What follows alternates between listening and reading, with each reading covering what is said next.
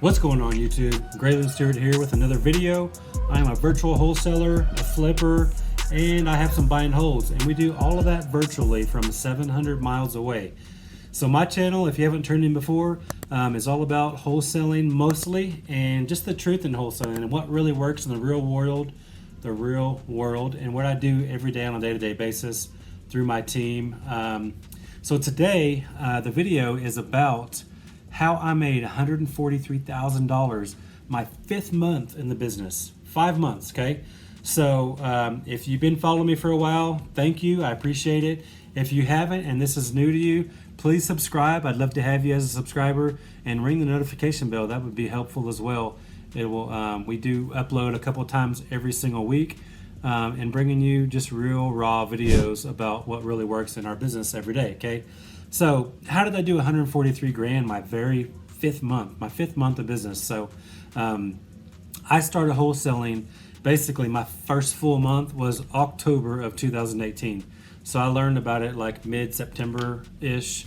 And so my first closing, which I had 7 or 8 closings in October of 18, we made 72 grand my very first month. Did the same thing November, December, and January, and February. So February was my 5th month, okay? So during the month of February, I actually closed on, I think it was still like 7 or 8 deals, somewhere in that ballpark. But the difference is I made $143,000, a little bit over that during that particular month. So, you know, and the reason that happened and how I was able to achieve that, first and foremost, obviously, you know, God gave me the talent to wholesale, I believe, you know, really just for sales and marketing. And that's really what this business truly is sales and marketing. And God just gave me a different widget. So I'm super grateful for that. I thank God every day for what He's given me, and I ask Him for more deals to come through our pipeline, and to always give Him the praise and glory for it all. Okay, but besides that, obviously, you know, He's not going to help you if you don't help yourself. So what I did was consistent action every single day, all day, making the right moves, making the phone calls, doing what I needed to do to move the needle, okay, to get more deals. You know, they don't just fall in your lap. You got to work for it. Wholesaling is hard, but it's worth it, okay? So I did make over $143,000 my 5th month. So 6 or 7 of those were just normal wholesale deals, okay? But one of the other ones, so I probably made 70 or so thousand off of those 6 or 7 that we had just wholesaling. But one of the other ones, so October I started end of September. So during November I got this property and no buyers wanted it at all. And I couldn't figure out why. I mean, I got this thing for a steal, okay? The property was worth, you know, debatable between 150 but up to 230 probably, depending on your finishes. And sure, the market in this area was super tight. So it was kind of block by block in a lot of scenarios. So it was really tight, and some investors were scared of that. You know, that's why I have the big range, 150 to 230 ARV. But I was like, conservatively, it's definitely worth, you know, 200, okay? 180 to 200 for sure. So I was like, okay, I got this deal for $25,000 after a renegotiation, because originally I got it for 38. But once buyers weren't taking it, you know, I think I was trying to send it out for like 59,000 at first, because it did need some decent work, you know, a good 40, 50, 60,000, you know, that's always kind of a guess as well. And I was still pretty new, but I was banking on around 50K in repairs. So I was thinking, okay, $59,000 purchase, 50 in repairs. They're in it for 110 plus closing costs, you know, maybe 112, somewhere in that ballpark, and it's worth 200. I'm like, that's a good deal, you know, but no buyers, nobody wanted it. I had several people come to the open house that I held, but nobody wanted it. Everybody was lowballing me, you know. My offers were between like, I don't know, I think between 32 and 42, I think was my highest offer. And I just wasn't willing to give that up. You know, I already had success my first month and a half, so I had to get 80 to 100 grand probably in the bank just from my first several wholesale deals that I got done fast. So I was like, I'm not just not gonna just give this away. It's too good. The deal was, the lady, she was like, I have to close, before Christmas. She was banking on this, on selling this house. She wanted to visit some family in Houston. She's like, I need to close on this before Christmas, so I have money to book a flight and get down to Houston to see my family and all these things. So the pressure was on. I didn't want to fail her, but at the same time, I wasn't willing to give this away for 40 grand. 42, I think, was my highest. It was just too good of a deal. Now, in the meantime, keep in mind, I got it for 38 at first. So 42 is crazy. It's like $4,000, and, I wasn't even trying to get rich on it, just 59 from 38. So I was going to make 21, and I was just thinking, well, worst case scenario, I sell it for 55 or whatever it was. Worst case scenario, I make 15. It's kind of what my goal was. But, I was only going to make 4 or 5,000 at the most, according to what buyers were willing to pay. So long story short, I renegotiated with the lady and just said, hey, there's more repairs than needed than I thought, because that was just feedback that buyers were telling me, that most of them were saying 60 to 70 in repairs, and I was thinking 40 to 50 initially. So I was like, I need to honestly be closer to 20,000 to really make this work.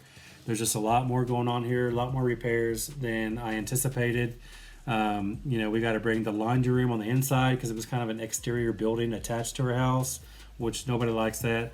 So, I was giving her all these reasons, because that's the thing. When you renegotiate, you have to justify your discount, okay? So my justification was, we've got to bring the laundry inside. We've got to figure out how to do at least another half bath so we can have a 3-bedroom, 1.5 minimum. That's just what the market and the area called for. So that's what we had to do. And I was like, in the room, this room over here, this little extra dining room that you have, we have to convert that to a bedroom. So it is a 3, 1.5, because currently it was a 2-1. Just all these things. And it was an old house, I think built in the 1930s or 40s. So obviously all the plumbing and electric had to be replaced. It did have original hardwoods, but they all had to be refinished and redone, obviously. So just a lot of things, a lot of major things too. I told her, I just need to be closer to 20 grand to really make this work. And she was just like, man, 20 grand, I can't do that. She was like, can you do like 28? She was just like, she was already willing to work with me. And that's the thing too, all you have to do is ask. So far, I've never had a seller tell me no to a renegotiation. They may not take the price that I wanted, but that's always why you anchor lower than you need it, because you're going to come up, and they got to feel good about it when you come up. So long story short, we went back and forth a little bit, and we finally settled on 25. I'm like, you know what? If you can do 25, I'll still make that work. I'll make sure we close before Christmas so you can still book your trip. You can go see your family and all those things. So long story short, I did. I closed with 25,000. I just used cash that I had in the bank from all my other wholesale deals from the previous month. We actually closed on December 21st of 2018, because that was my first year. So, I started at the end of the year, but my first calendar year. And so we got it done. So anyways, this was a kind of a hoarder house too. There was crap and junk everywhere. So it looked worse than it really was. And that's the hard thing too. Not all buyers can see past that. Most real and good investors can. They really just see the bones and the potential of a property. But for this particular property, it had so much clutter and so much stuff inside and out. So what I did was I hired, a guy that's a junk removal service in town to remove everything. So it cost me $1,600 to have the place completely cleaned out. So after it was cleaned out, my wife and I, we just cleaned it up a little bit more, just kind of mopped the floors, swept it, just so it was more presentable. And that's all we did nothing else. So I spent $1,600 on that, and then we spent about 2 hours there just kind of sweeping and mopping just a little bit nicer, just so it was a little more presentable. And then I immediately went to an investor-friendly realtor that I knew, that I just met, obviously, and she listed it for us. So we listed it for, I think we listed it for like $85,000 initially. So keep in mind, I got it for 25, so I'm in it for probably 26 and a half, 27 maybe. Anyways, we ended up selling that property, and I don't even remember what we sold it for exactly, but it was, I don't know, 76, 82, whatever it was. We ended up making like 70 grand on the deal after everything. So it was pretty amazing.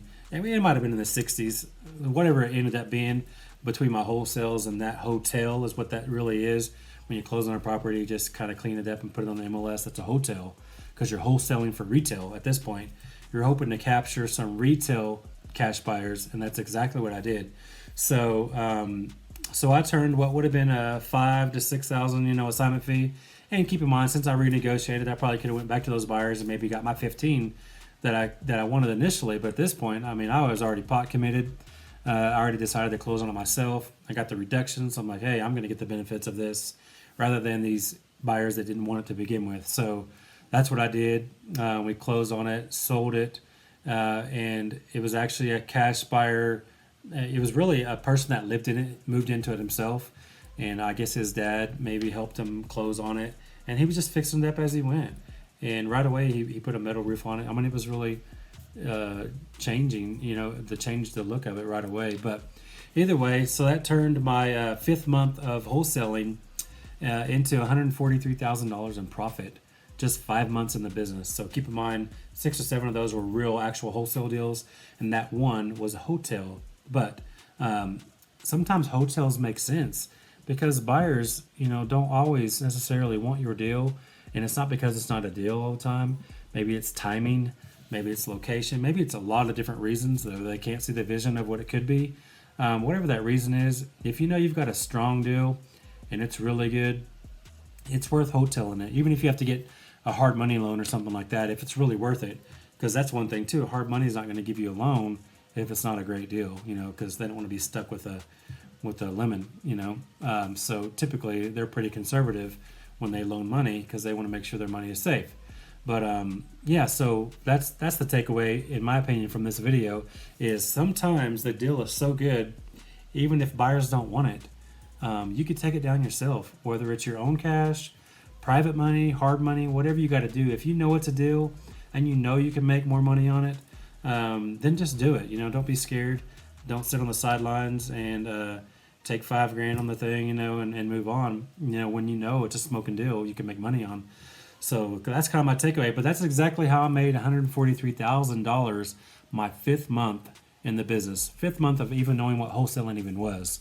I never heard the term wholesaling in my life till mid to end of September of 2018. And this was February of 2019, $143,000 later. Okay, so hopefully this was beneficial. Hopefully you liked this video. I'd appreciate it if you hit the thumbs up. If you didn't like it, hit the thumbs down. I'm cool with that as well. Definitely subscribe if you haven't already. I'd love to have you as a subscriber. We try to upload a couple times per week, and we will definitely have future videos. And you can leave a comment on videos that you want me to make, or comments on this deal itself and how it went down or whatever. I always do respond to comments, so feel free. I'd appreciate it.